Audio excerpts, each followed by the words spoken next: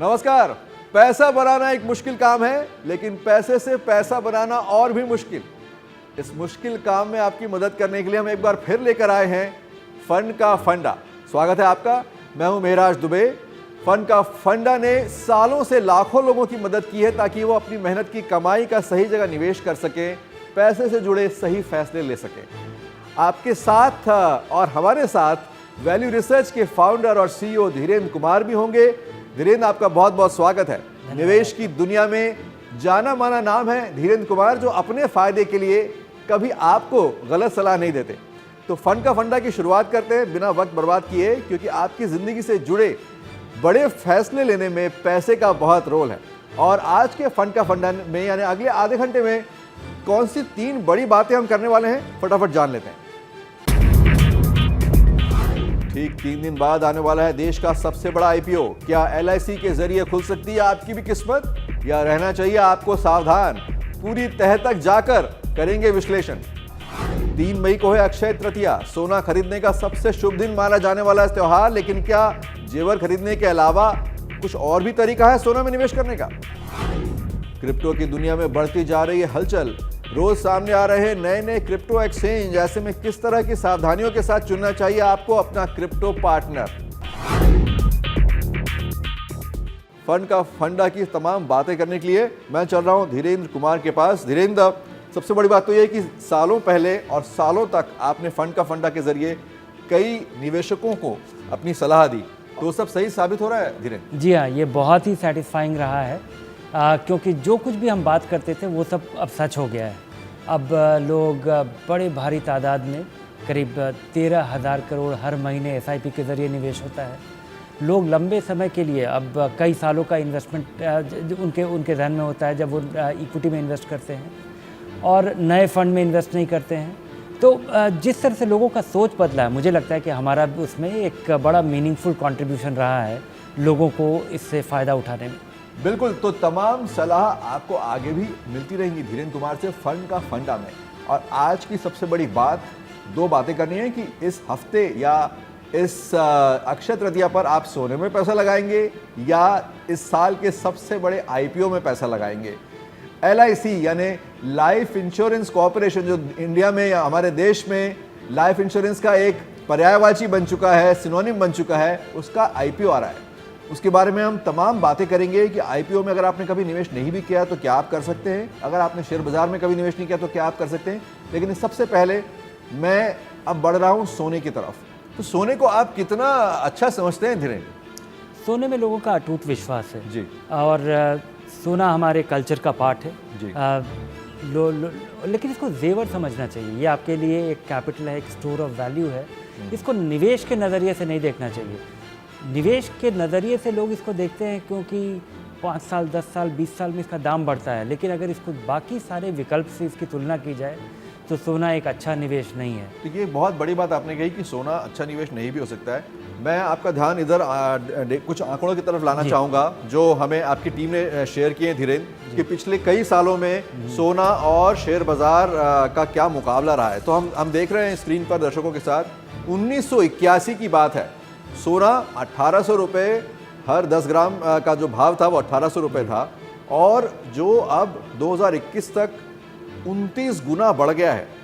तो ये तो हुई बात सोने की, लेकिन और बाकी चीज़ों में निवेश का क्या हुआ देख लेते हैं। अगर 1 किलो चांदी आपने 1981 में खरीदी होती, करीब करीब 40 साल पहले, तो वो 25 गुना बढ़ गई, यानी सोने से कम बढ़ी चांदी।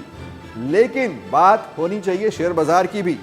सेंसेक्स उस वक्त 1981 में था 170 अंक पे, जो अब 55,000 से ऊपर है। तो ये बढ़ चुका है 340 गुना। धीरेन्द्र, ये बहुत चौंकाने वाले आंकड़े हैं। जी हाँ। सोना तो बढ़ा सिर्फ 29 गुना और सेंसेक्स बढ़ा 340 गुना। इसके कई कारण हैं क्यों ये चौंकाने वाला नंबर है। एक तो कि सोना आप खरीदते हैं और आपको बहुत सारे लोग मिल जाएंगे जिन्होंने 40 साल पहले सोना खरीदा था और आज भी उनके पास वो लॉकर में पड़ा हुआ है। पर वो आदमी आपको मिलेगा नहीं जिसने सेंसेक्स खरीदा था। आज सेंसेक्स खरीदना लोगों के लिए संभव हो पाया है। 40 साल पहले बाजार इस तरह से उपलब्ध नहीं था लोगों के पास कि आप अपना स्मार्टफोन निकाले और आपने एक इंडेक्स फंड खरीद लिया। तो एक तो उपलब्ध नहीं था, इस वजह से हमें वैसा एग्जाम्पल नहीं मिलता है। और जिस तरह का प्रोडक्टिव एसेट्स मार्केट है, जिस तरह से, क्योंकि लोगों को लगता है कि ये कोई स्पेकुलेटिव इन्वेस्टमेंट है। तो सोने में निवेश कोई बेस्ट निवेश नहीं है, ये बहुत बड़ी बात धीरेन्द्र ने हमें अभी बताई है। लेकिन अगर आपको अक्षय तृतीया पे सोना खरीदना ही है या वैसे भी सोना खरीदना ही है तो आपके पास क्या क्या ऑप्शन है, ये धीरेन्द्र की टीम ने हमें कुछ आंकड़े बताए हैं। मैं तुरंत स्क्रीन पे आपको दिखा रहा हूँ कि सोना खरीदने के लिए आप या तो गहने लें या आप सिक्के बिस्किट्स लें। अब वो सब क्या सही है गलत है वो धीरेन्द्र से पूछते हैं। इसके अलावा गोल्ड फंड है, गोल्ड ETF क्या होता है धीरेन्द्र आपसे समझना चाहूँगा। और इसके अलावा सोवरिन गोल्ड बॉन्ड्स भी अब अवेलेबल हैं, अब उपलब्ध हैं बाजार में। हाँ, अब ये आपके पास 2-3 और विकल्प हो गया है। अगर आप सोने में निवेश करना चाहते हैं तो ये दूसरे विकल्प हैं। आप ज्वेलरी खरीदते हैं, उसको बिल्कुल इस तरह से देखिए कि ये आपके लिए कंजम्पशन है, या आप खरीद रहे हैं या आप मान भी रहे हैं कि कभी कोई क्राइसिस में आप इसको बेच भी पाएंगे, लेकिन आम तौर पे ऐसी स्थिति आती नहीं है नॉर्मल वर्किंग क्लास इंडियन के कॉन्टेक्स्ट में। अगर इसको इन्वेस्टमेंट के नज़रिए से आप देख रहे हैं तो ये तीन आपके इंटरेस्टिंग ऑप्शंस हैं। गोल्ड ETF ये 10-15 साल पहले लोगों के लिए उपलब्ध हो गया। इसका दाम वैसे ही बढ़ता है जैसे सोने का दाम बढ़ता है। अच्छा। और इसमें वो ट्रांजैक्शन कॉस्ट नहीं होगा जब आप, क्योंकि ज्वेलरी का एक मेकिंग चार्जेस है, और जब आप सोने का ज्वेलरी खरीदते हैं और दोबारा उसको जब आप कैश में कन्वर्ट कर देंगे तो ये मेरे ख्याल में ये 15-20% का अंतर आ जाएगा। तो ये कागजी सोने की आप बात कर रहे हैं, यानी जाके मैं इंटरनेट पे अपने बैंक से ये फंड खरीद सकता हूँ और वो पैसा जाएगा, वो पैसा जब जाएगा गोल्ड में। जी हाँ, आप जब ये पैसा देते हैं तो फंड मैनेजर उससे सोना खरीद रहा है और सोना किसी लॉकर में रखा हुआ है। जब आप बेचते हैं तब भी वो सोना बेचा जाता है और तब वो पैसा आपके पास आता है। तो ये एक तरह से कागजी फॉर्म में है, लेकिन उसका अंडरलाइंग सोना है। तो बहरहाल ये बात तो लेकिन तय हो गई कि ये कागजी सोना खरीद के मैं अपनी पत्नी को गिफ्ट नहीं कर सकता। आइए और भी बात करनी है सोने की। पहले और अब में सोने में क्या फर्क है, क्योंकि अब जब कागजी सोना है तो क्या इसके भाव भी ऊपर नीचे होते रहते हैं? पहले हमेशा सबको लगता था कि सोने का निवेश एक बार हो गया ये पैसा कहीं नहीं जाएगा, हमेशा हमारे पास रहेगा, कम नहीं होगा। जब से ये इन्वेस्टमेंट का फॉर्म हो गया है सोने का, तब से यहाँ भारी उतार चढ़ाव दिखता है। तो सोने पर ये बात हुई, और अब बात कि क्या आप देश की एक बहुत बड़ी कंपनी में मालिकाना हक खरीदना चाहते हैं? जी हाँ, LIC जो सरकार की एक बहुत बड़ी इंश्योरेंस कंपनी है, जो दुनिया में बड़ी बड़ी इंश्योरेंस कंपनीज में से एक है, उसका IPO आ रहा है, यानी उसके अब शेयर बाजार में बिकेंगे। और IPO यानी इनिशियल पब्लिक ऑफर, ये इतिहास बदलने वाली घटना है, क्योंकि देश की ये सबसे बड़ी बीमा कंपनी है और तमाम विदेशी कंपनियों के आने के बाद भी LIC का कोई बाल भी बांका नहीं कर पाया। तो LIC के इसमें मौजूदा ग्राहकों को भी एक बहुत बड़ी छूट मिलने वाली है। ग्राहक यानी शेयर के ग्राहक नहीं, अगर आपके पास कोई LIC की इंश्योरेंस पॉलिसी है तो आपको इस निवेश में छूट मिलने वाली है। लेकिन इसमें निवेश करना चाहिए, आपकी मेहनत की कमाई LIC के शेयर खरीदने में, IPO में लगाना चाहिए, नहीं लगाना चाहिए? ये फंड का फंडा का आज दूसरा सबसे बड़ा सवाल है जो हम चर्चा करेंगे, धीरेन्द्र से पूछेंगे। पहले सारे उसके बेसिक फैक्ट जो हैं वो जान लेते हैं।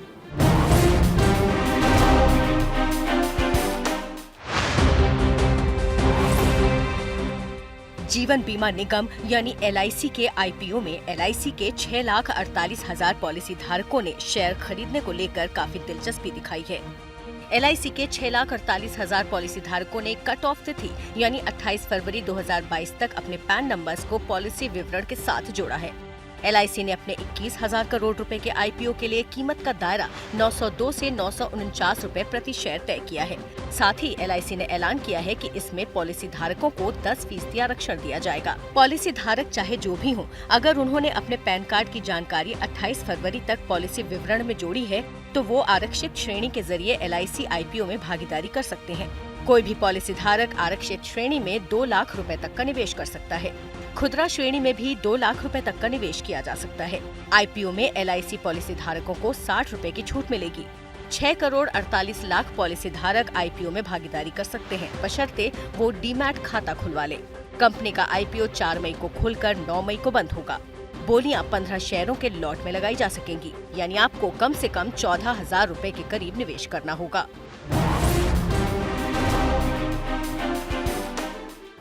तो क्या आप भी LIC के हिस्सेदार बनेंगे? LIC कंपनी के जब आप शेयर खरीदेंगे तो छोटा सा आप भी उसका मालिकाना हक आपके पास आ जाएगा।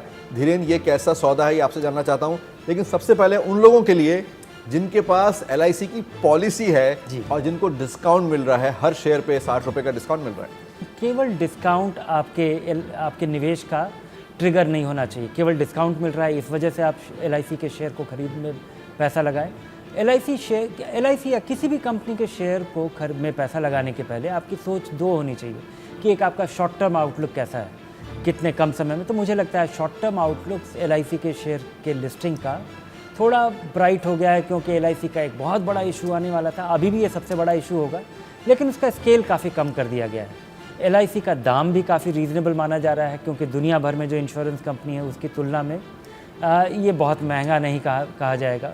उसके अलावा लेकिन अब देखते हैं कि LIC के बहुत लॉन्ग टर्म फ़ायदे क्या है और लॉन्ग टर्म नुकसान क्या है। LIC का एक सबसे बड़ा नुकसान ये है कि सरकार अच्छी बिजनेसमैन साबित नहीं होती है।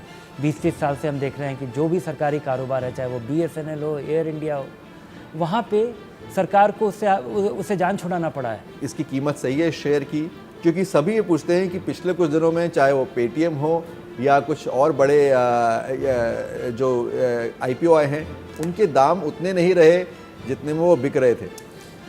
जी हाँ, मुझे लगता है मैं अभी तक तो आपको बता रहा था कि LIC में का डिसएडवांटेज क्या है, LIC की खास चीज़ें जो कि नुकसानदेह हो सकती है। लेकिन LIC के फ़ायदे जब मैं देखता हूँ कि सरकारी कंपनी होने की वजह से इस लोगों का इसमें अटूट विश्वास है। सरकार इस तरह से शेयर का दाम नहीं रखेगी, क्योंकि LIC का एक बहुत छोटे से इक्विटी को बेचा जा रहा है। सरकार ने ये अनाउंस कर दिया है कि भविष्य में भी सरकार में LIC में गवर्नमेंट का कंट्रोल रहेगा, लेकिन अभी सरकार को बहुत डिसइन्वेस्ट करना है। ये बहुत मामूली सा भाग बेचा जा रहा है, तो इसलिए महंगा नहीं बेच सकती। अगर निवेशकों का इसमें नुकसान हुआ खरीदने के बाद, इस वजह से मुझे लगता है कि इसका प्राइसिंग अग्रेसिव नहीं होगा, इसको बहुत महंगे दाम पे नहीं बेचा जाएगा और जहाँ पे निवेशकों को कुछ फ़ायदा होगा। उसके अलावा हमें नहीं भूलना चाहिए कि LIC का जो एडवांटेज है, इसका इतना बड़ा डिस्ट्रीब्यूशन, इतना बड़ा स्केल जो बिज़नेस का है, इसको कमज़ोर होते होते भी अभी ये अपने शेयर होल्डर्स के लिए बहुत सालों तक, 10-20 साल तक ये पैसे बनाती रहेगी। ये बात हुई उन लोगों की जो पहली बार निवेश करना चाहते हैं, उनको भी सलाह मिल गई। सोने की बात हो गई है और LIC की बात हो गई है। और अब हम बात करेंगे, अगर आपको कोई क्रिप्टो चुनना हो, क्रिप्टो एक्सचेंज चुनना हो, तो आपको कैसे चुनना चाहिए? आप देख रहे हैं फंड का फंडा। ABP न्यूज़ के खास दर्शकों के लिए ये एक नई पेशकश है, क्योंकि आपको पैसे से पैसा जब बनाना है, उसमें हम आपकी मदद करना चाहते हैं। और अब बात करते हैं क्रिप्टो में निवेश की। क्रिप्टो के कॉइन एक्सचेंज कैसे चुने जब वो हर दिन नए एक्सचेंज खुल रहे हो, और आपको निवेश में क्या क्या ख्याल रखना है।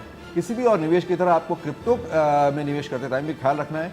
तो आइए देखते हैं ये खास रिपोर्ट।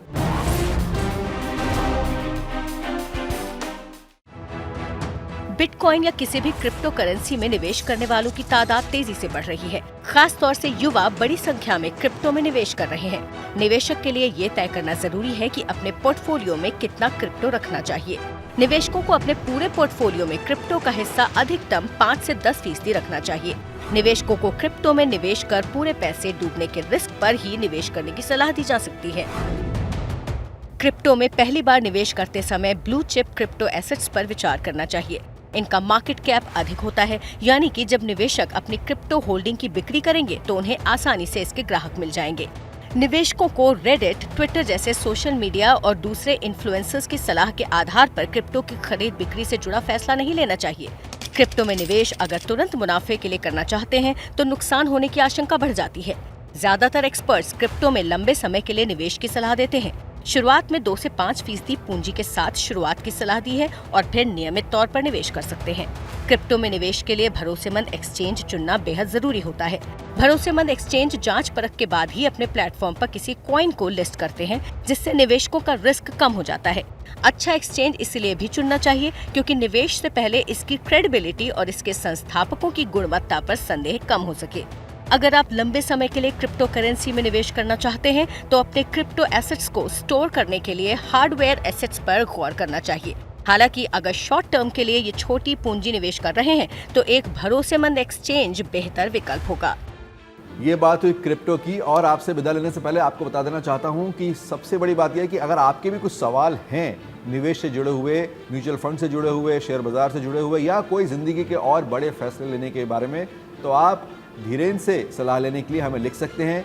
हमारे किसी भी सोशल हैंडल पर जाइए, चाहे यूट्यूब, फेसबुक या ट्विटर पे एबीपी न्यूज़ के हैंडल्स पे जाइए और वहाँ #फंड का फंडा लिखकर अपने सवाल लिखिए और हम उन सवालों को फंड का फंडा में या फिर हमारे सोशल लाइव में धीरेन्द्र से उनके जवाब लेने की कोशिश करेंगे। धीरेन्द्र, फंड का फंडा के लिए आपने वक्त निकाला, बहुत बहुत शुक्रिया। धन्यवाद आपका। आज के लिए इतना ही।